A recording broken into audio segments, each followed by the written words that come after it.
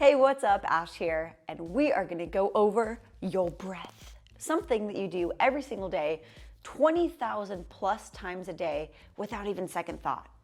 And the thing is, in order to really engage and set our core, which is something that you're going to learn and master soon, and something that's really gonna bring that ab separation back together, it all starts with learning how to essentially repattern your breath, or learn how to breathe differently. Breathe how you once learned how to breathe when you were just a baby. Because this is something we did the second we were born, except we lose that as we go through time. We become more stressed, we change our posture, and we do all the things. So now we gotta get back to, how am I breathing?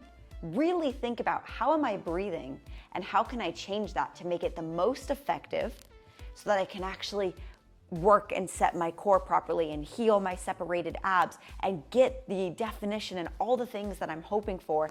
And most importantly, create a safety net for your body, your own support system, your own internal core set to really support everything that's going on to prevent injury and work that much more efficiently.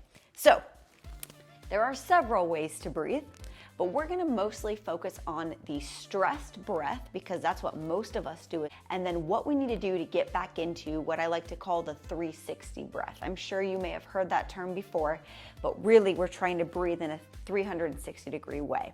So first, check in with yourself. How are you breathing? Such a silly question, right? Most of us breathe in our chest. And our chest is going to move regardless, but we don't want this to be the primary place that we breathe. And this is what a chest breath looks like.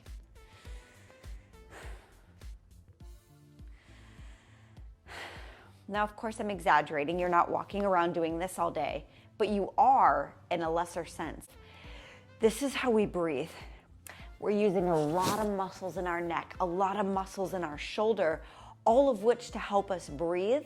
And all of these muscles are not made to help you breathe. So they get overworked and we get a lot of chronic neck pain and headaches.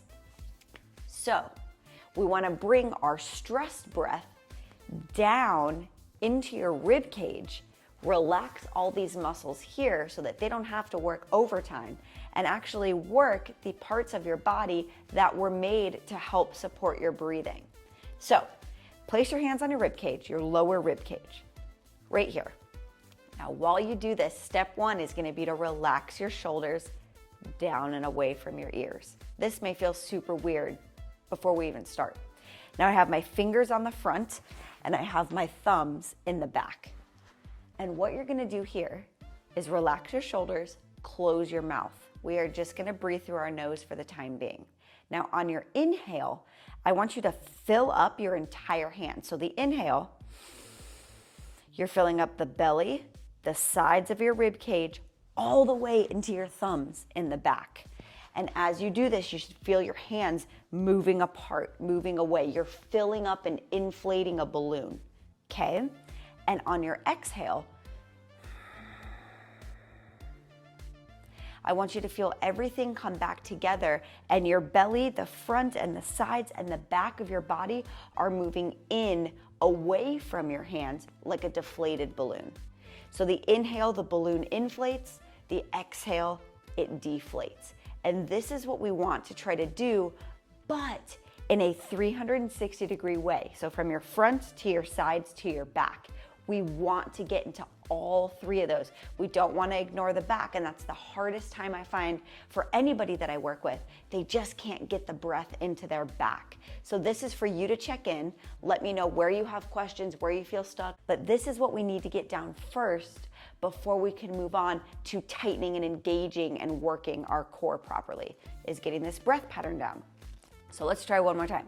So hands go around the lower rib cage, shoulders are down and relaxed away from your ears. Mouth is closed, we're just breathing through our nose. Now on the inhale, your fingers spread, you're feeling the sides of your hands expand all the way into your thumbs and the back. And on the exhale, you're feeling your fingers get closer together, everything's sinking back in, your stomach's kind of pulling away from your hands. It's that deflated balloon. The inhale fills, the exhale deflates. The inhale fills, the exhale deflates. Coming from the rib cage and not your chest, shoulders, and neck. Okay? So, kind of take this with you. This is something you should practice, of course, all day, every day, but a great place to start would be while you're getting ready in the morning.